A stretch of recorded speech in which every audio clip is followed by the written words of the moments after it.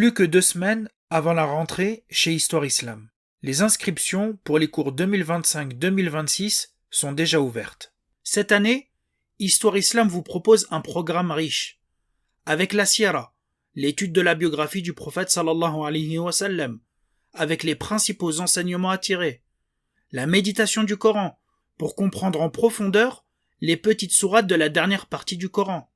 L'histoire des califes bien guidés. L'histoire d'Abu Bakr, de Omar, de Othman et de Ali. Et grande nouveauté cette année, un cours spécial dédié à la jeunesse autour de la Sira et de la méditation du Coran. Tous les cours proposés sont en direct avec les replays et les supports de cours. Retrouvez toutes les infos sur le site histoireislam.fr, le lien est en barre d'infos. Rejoignez-nous pour cette belle expérience spirituelle et n'hésitez pas à partager autour de vous, Inch'Allah. Bismillahirrahmanirrahim. Alhamdulillah. Wassalatu wassalam ala rasulillah. Aujourd'hui, je vais vous raconter une histoire étonnante à propos d'un grand savant de l'islam appelé Al-Asma'i. Al-Asma'i est originaire de la ville de Bassora, qui est en Irak. Et il est connu comme linguiste, grammairien, et c'était un fin connaisseur de la poésie arabe, et c'était un transmetteur de récits. Il est né en 740 et mort en 828. Al-Asma'i était l'un des grands érudits de l'époque abbasside. Il a été proche des califes abbassides, en particulier du fameux Haroun al-Rachid, qui l'estimait beaucoup. Aujourd'hui, je vais vous parler d'Al-Asma'i, non pas en tant que savant célèbre, que l'histoire a retenu, mais en tant qu'étudiant pauvre, moqué et critiqué. Une histoire qui illustre comment la patience et la persévérance dans la quête du savoir peuvent transformer une vie, au point d'emmener ce personnage dont on va parler des ruelles modestes jusqu'au fastueux palais abbasside. Al-Asma'i nous raconte: j'étais à Basra à la recherche du savoir, et j'étais pauvre. À l'entrée de notre ruelle se tenait un épicier. Lorsque je sortais tôt le matin, il me demandait: où vas-tu? Je répondais: chez un tel, le savant du hadith. Et lorsque je revenais le soir, il me disait: d'où viens-tu? Je répondais: de chez un tel, l'historien ou le linguiste. Alors l'épicier me disait: ô toi, accepte mon conseil. Tu es jeune, ne perds pas ta vie dans ces choses inutiles. Cherche plutôt un travail qui t'apporte un profit concret. Par Allah, si tu venais à me demander une seule carotte en échange de tous tes livres, je ne te la donnerai pas. Al-Asma'i nous dit: lorsque j'ai été lassé de l'entendre répéter sans cesse ces paroles, je me suis mis à quitter ma maison de nuit et à n'y rentrer que de nuit également.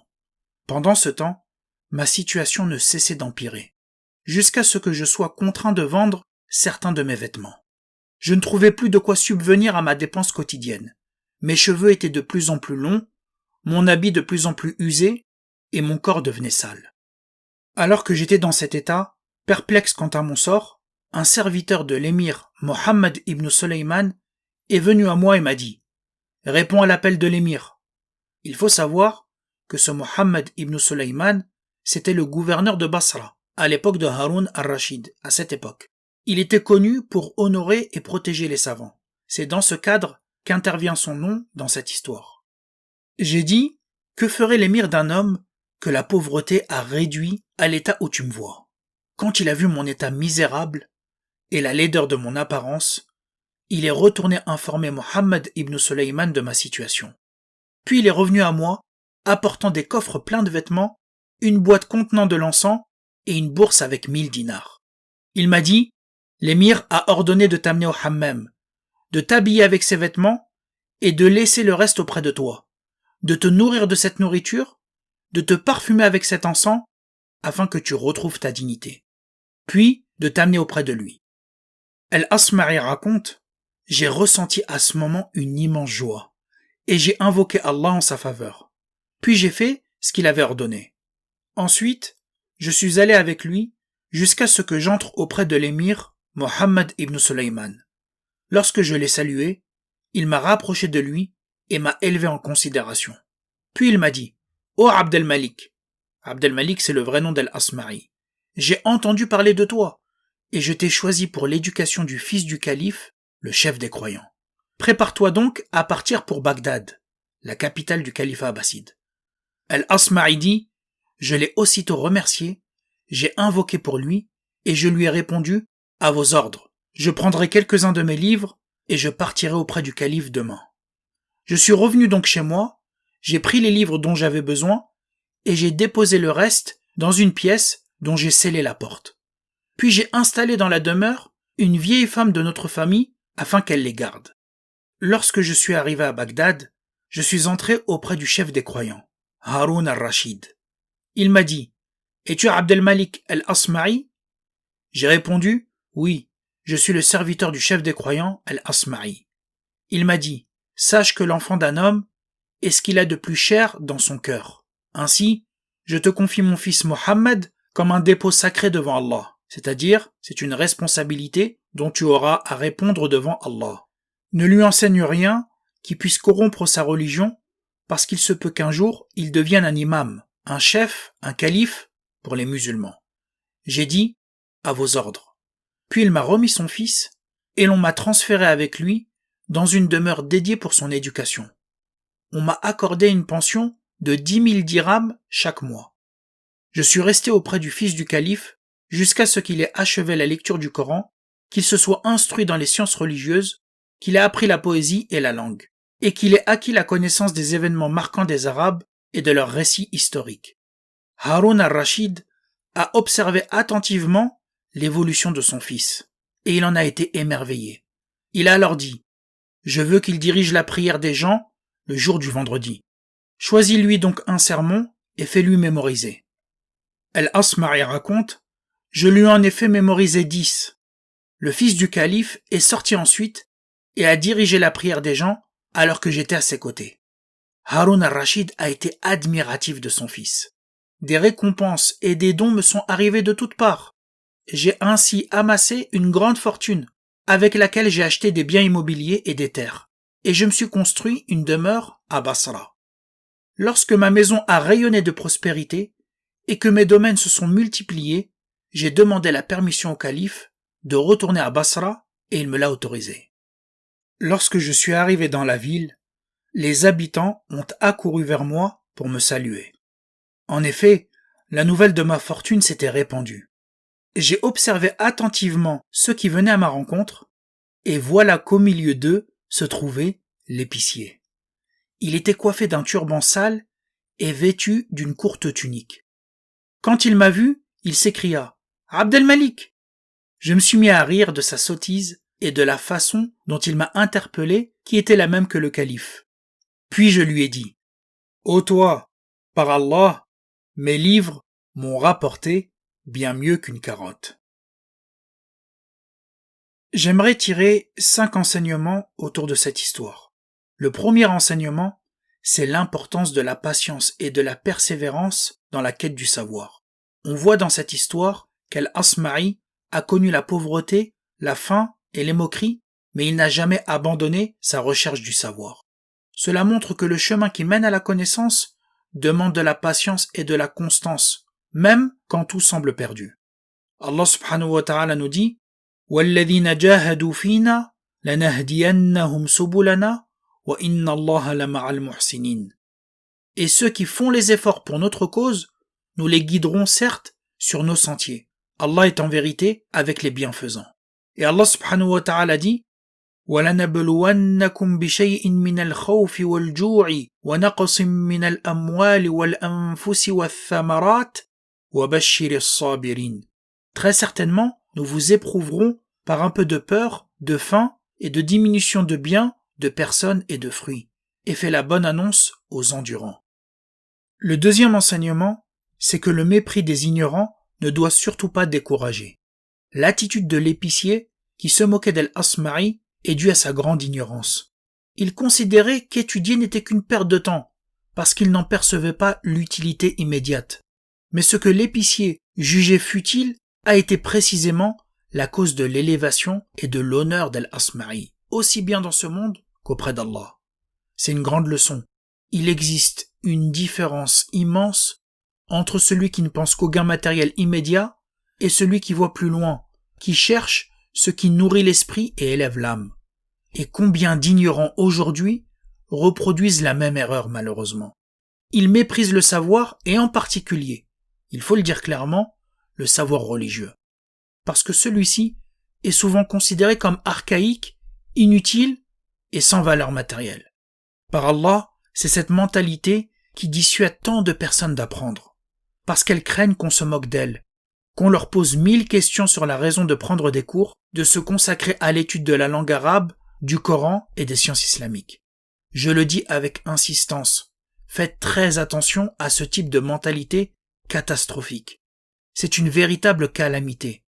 Là où les gens devraient avoir honte de leur ignorance, ce sont les mêmes qui affichent sans gêne leur mépris pour le savoir et qui ridiculisent ceux qui veulent s'élever. Le musulman, au contraire, doit être fier de ce qu'il fait malgré le mépris des gens et se rappeler l'immense considération que l'étudiant et le savant ont auprès d'Allah. Le prophète sallallahu alayhi wa sallam a dit « Celui qui emprunte une voie en quête d'un savoir, Allah lui facilite l'accès au paradis.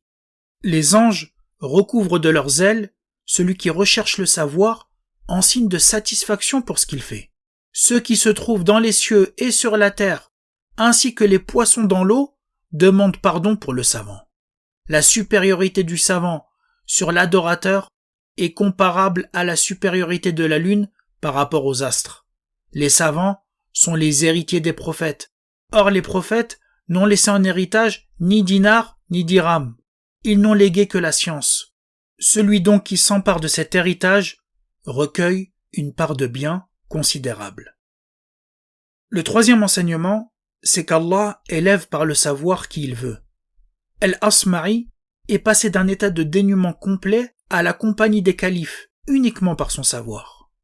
C'est l'illustration du verset où Allah subhanahu wa ta'ala dit « Yarfa'illahu alladhina amanu minkum walladhina utul ilma darajat » Allah élève en degrés ceux d'entre vous qui croient et ceux qui ont reçu le savoir.